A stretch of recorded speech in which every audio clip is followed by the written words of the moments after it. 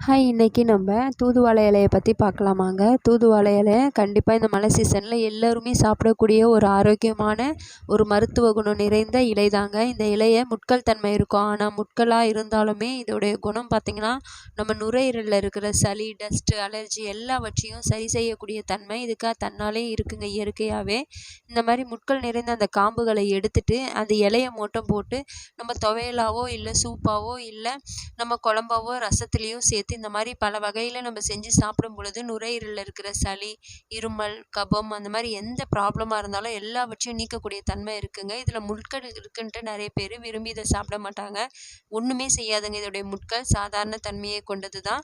So இந்த பதிவு கண்டிப்பாக எல்லாருக்கும் பிடிச்சிருக்கும்னு நினைக்கிறேன். கண்டிப்பாக இந்த மழை டைமில் எல்லோரும் சாப்பிடக்கூடிய ஒரு மருத்துவ குணம் நிறைந்த இந்த கீரை தாங்க. பிடிச்சா ஃபாலோ பண்ணிக்கோங்க. மறக்காமல் ரிஷா ரியா சேனலை சப்ஸ்கிரைப் பண்ணுங்கள். மறுபடியும் நாளை ஒரு வீடியோவில் சந்திப்போம். பை.